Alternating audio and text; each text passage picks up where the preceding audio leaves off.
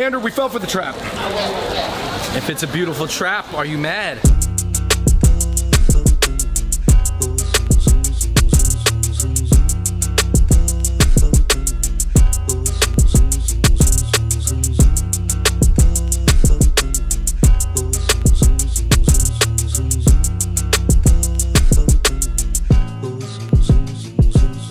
Welcome to another Shanghai episode of Fung Bros Food. Woo!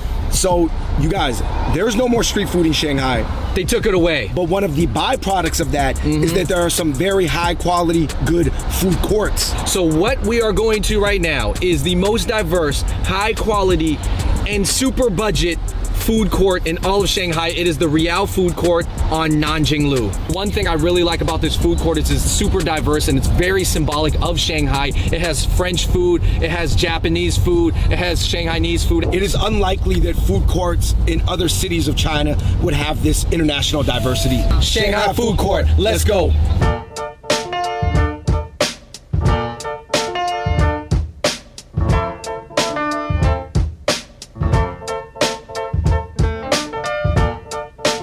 Alright, you guys, so we have just arrived at the food court. We have some decisions to make. We're not gonna be able to go everywhere. It's crazy right now. You know what's popping right now? And we eat this at 626 sometimes, is malatang. It's a hot pot thing where you get to choose your ingredients, choose your own adventure, and then they throw it in a pot. Alright, to me, in terms of what I have not seen at the ones in, you know, America, the purple thing. They have a lot of fish cakes here. Their selection of fish balls are off the charts. We just gotta get a shot of the sausages, that's it. They are reliving, David, those old Reynolds Wraps commercials where they were like, oh, you can cook anything in Reynolds Wrap. This is a foil commercial right here. This is actually fascinating to me because obviously in America you wouldn't be allowed to do this. See, this dish itself is kind of like some version of a seafood boil malatang type thing. I mean, it's not too different than the other ones, but just the format with the foil, mind blown. In case you guys didn't know, Chinese people love anything considered hot pot. Actually, these are dry hot pots. Basically, imagine hot pot with the soup removed and replaced with oil. Alright, you guys, I just received my Shanghai local classics. I'm super excited to try this. Let's go. Yo, man, David. You know, it's only right that in Shanghai, we open up with some Shanghainese classics. We're gonna eat the xiaolongbao. A authentic Shanghainese xiaolongbao has a tiny bit of juice in it, but not that much. Yeah. You can actually see the meat through the skin. Some ones that are almost like mantos too. Xiaolongbao, aka xiaolongbao. Nothing different. This pork and shrimp one, I'll take a bite for you guys to see. Almost tastes more like a xiaomai. Xiaomai. Because they have the Shanghainese xiaomai, and the Shanghainese xiaomai is very different. There's another thing called a tongbao that has way more juice. Wow. That tastes almost like the xiaomai that mom and dad made. Wow. Does it not? Wow, points for nostalgia. Fried pork chop, aka ta pai gu. I'm gonna dip it in this. Then we have Tao Nian Gao as our carb. It almost feels like the whole community is in here. What is this? It is a fried rice cake. I actually really like the pork chop. Not a fan of the rice cake. It has a cool texture, crispy and chewy, but the fried pork chop was actually pretty good. What I like about this food court is that the people here, it actually has a lot of international flavors here at the food court, but there's actually not that many international people. It seems like a lot of these people might be local Shanghainese people who live in the area. Shanghai egg rolls. Egg rolls, after all, are authentic, but the thing that determines the authenticity is about the filling. David, we've eaten a decent amount of northern Chinese food. As far as we know, do they eat egg rolls in the north? I've never seen one. You got the juice busting out of the side, look at that. I really like the wrapping on the Shanghai egg roll, but the filling to me, it's just cool. I actually liked it because there's pork, cabbage, and mushroom in it, and then the outside was a little bit chewy. This is actually, to me, one of my more favorite egg rolls that I've had. Yo, this is probably the most classic Shanghainese dish because they don't even serve this in other provinces. Tao Nian Gao. Stir-fried rice cakes. I didn't expect it to have that much flavor. You think this is like the Chinese pesto? Because the rice cake is like pasta, and then the veggies are kind of like the pesto sauce. Oh man, this is good. I keep eating this. Don't eat too much, man, because we have the very fresh Yang's dumplings, aka the most famous chain of them all. Well, Yang's is sort of like the In-N-Out of Shenzhen Bao. Yeah, and everybody tells you like, oh, you got to get Yang's when you go. Is it the best? I don't know. We'll find out. Shenzhen Bao. Jitai, which is, it's got a very particular characteristic to it, sort of like an arugula flavor. I like this one a lot because I like vegetables in my dumpling.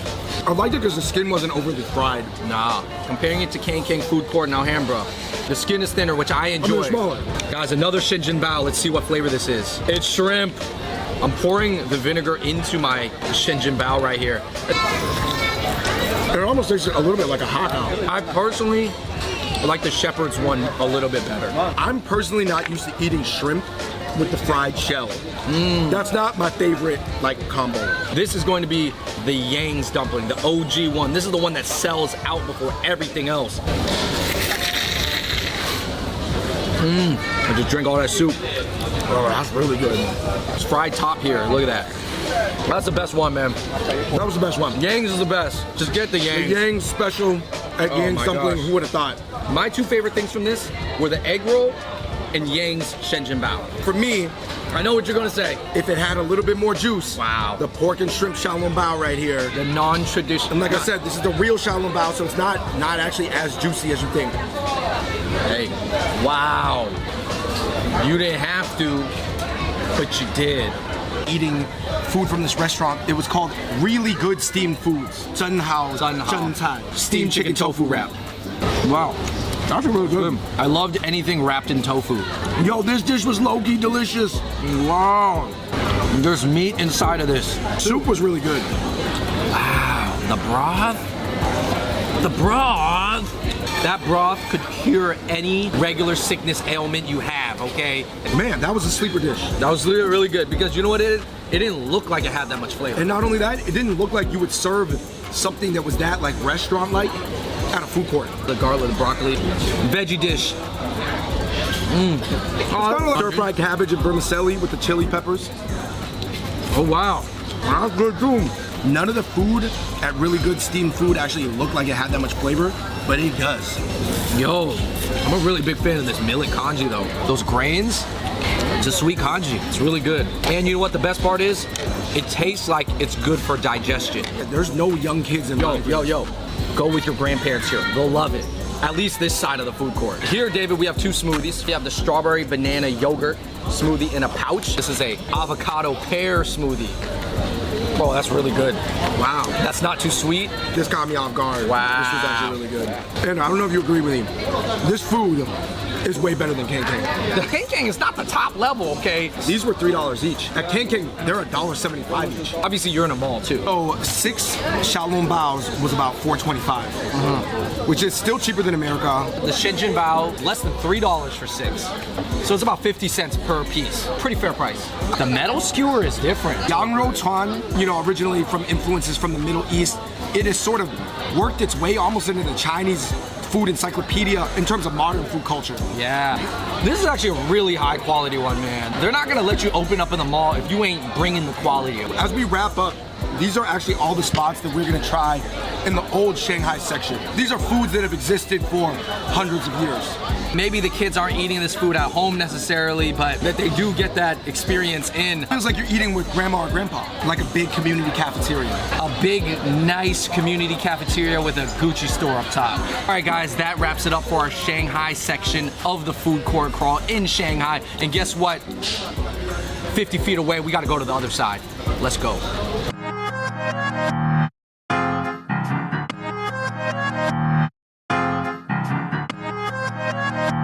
We have arrived The new school section. to the new section. Would you say that it's foods that have been invented in the past 20 years? Not all of them, but a lot of them. They're gonna take new formats. Like obviously, Chinese people have been eating buns, but some of these buns, actually, Andrew, I've never even seen before. Salted egg yolk and pork flake, Never heard of it. black sticky rice and thick mashed taro buns, Sticky rice. golden pudding durian bread, black sticky rice purple potato bun, starry custard bun, durian cheese, and scallion pancake. So we gotta pick like 4. Look how matcha this spot is. Andrew, we fell for the trap. If it's a beautiful trap, are you mad? We are going to attempt to see if the matcha soft serve tastes different when it's inside half of a honeydew. I'm gonna get the piece that's close to the honeydew. Oh. That's really good matcha ice cream, man. I think that the reason they wouldn't do this in the States is because people would think it was too much of a gimmick. No, I was gonna say, I could see it at the night market. What aesthetics we're rating that? Maybe a 10 out of 10? Yeah. Taste-wise, It's probably not worth it, to be honest. We were at the guo kui spot. Guo kui, the first time I had it was in Chengdu, but apparently it could be originally from Hebei. Yo, this is hot as hell. I'm gonna try to rip it really fast. Red bean black sugar. Hot tan, hot tan. You know what I noticed, Andrew? Very, very few people are ordering guo kuis. Do you think This is not the hottest booth. Do you think it's because in Shanghai they wouldn't go for this inland type of food? I think it seems kind of like a fair food, something that you walk around and eat. And I gotta be honest, I think they could put more meat in it and make it a little bit more substantial. That's my only criticism. All right, everybody, as you can see, this food court is getting crazy. It's very busy, and there is actually even more food than I had imagined. Man, some of the lines for some stuff, we weren't even gonna be able to get to it. I think it's fitting to finish at the Japanese section because if they do one international cuisine very well in Shanghai, it's actually Japanese food. Yes, Japanese food is really, really good out here. And this sushi bar looks amazing. They have seared salmon sushi. That is not regular. I mean, this guy's making it fresh. I think it's real. It's real. It's real. Oh, yeah. Look how monstrous this is, man. One of the scallies. How often do you just see just grilled pineapple like this? Kind of debating on what cut of meat we should get grilled. Because they do have lunch specials. But I feel like if we're not gonna get a lot, we might as well get the highest grade. It's true. It's pretty interesting. It goes all the way from 36 kwai for 100 grams, all the way to 168 kwai. 你需要点100. 一份是200到300份。 All right, so here's the thing. I thought it was only 168, but it's only per 100 grams. In most steaks, they sell at 300 grams. So it's gonna be like 500, 500 kwai. Wait, you can't get a small amount. No, they just serve it by the steak. Right, right. Here for our last round, we have seared salmon sushi. We have some a mixed Japanese skewers with a humongous prawn and pineapple and scallops. And then we got some Angus, fresh Angus beef steak. It's a grilled salmon. It has some teriyaki sauce, I believe, swiped on top. It's delicious. Loved it. Comes to being more raw or cooked, it's a really weird mix because you get the burntness of the cooked side, but most of it's raw. I would say it's 40-60. 60% raw, 40% cooked. This prawn is humongous. Look at this. I'm going in. Prawn skewer. Juicy, not dry, salty, shrimpy. Pretty good. There's a pineapple. It's just raw, really sweet pineapple. That was delicious. It was a great palate cleanser. And if you guys know about lunch steak in Japan, they typically weigh it out and they serve it in a very non-traditional fashion. This is the Angus combo, 68 kwai. This is $10. You get to watch them cook this right in front of you. Wow. I thought they overcooked it, but it wasn't. And it's actually got a ton of flavor.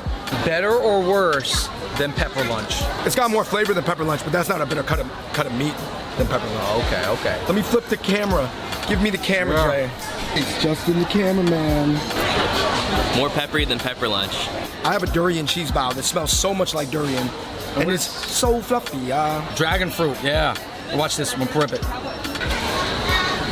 This tastes so much like durian. This one's cool. It didn't burst with flavor. I'm really interested about the durian one. Dog. It wasn't bad. It was really well done. The bun fluffiness level, 10 out of 10, bro. For me, my major takeaway is that Shanghai really is an international place. There's no way that they can have this many international booths without there being like a desire from the locals to eat all these different foods from different countries. And you know it's actual Shanghainese because, as you can see, there's apparently not a lot of foreigners here. So this is not a expat mall. This is a Shanghainese mall. I'm happy to see it. I mean, I'm not gonna lie, 12 years ago, I did a study abroad in Shanghai. There was nothing like this that existed. To come back 12 years later, do I miss the jovial, folksy atmosphere of outdoors eating? For sure, but this is the way society moves. There's progression. Sometimes you miss the old things, but you like the new things. And to see this, I gotta tell you, they take a lot of food that is normally sold on the side of the street, they clean it up, and like you said, they sell it below a Gucci store. I was really glad that they were able to kind of bring the authentic flavors, even in a mall. I think sometimes when you eat in a mall, you tend to think like some authenticity or some kind of grittiness disappears. Right, like even pizza in the mall, like Sbarro, Yeah. you don't think that that's gonna taste You never- like, legit. You never think anything in the mall is authentic. That's the fact. You never believe that, but it is, and it's tasty, and it's good, and it's still affordable. It may be a little bit more expensive than the street, of course, and it should be, but you have all the options here. All right, you guys, thank you so much for watching that food court crawl through the Rial food court here in Shanghai. Like I said, we just wanted to see the new street culture, or at least what has come up in place of it. I think this place is also right across the street from a historic landmark, Jing'an Temple, so if you guys come here, you can check out both. Make sure you give this video a thumbs up, turn on your notifications so you don't miss a video, and please let us know what other food courts you would like to see us check out around China. Again, this is David, this is Andrew, Justin's behind the camera. Until next time, we out. Peace. Yo, is this where all the people overseas are getting the Balenciaga from? They got, you don't just see that in San Diego Mall. You don't just see a Balenciaga store.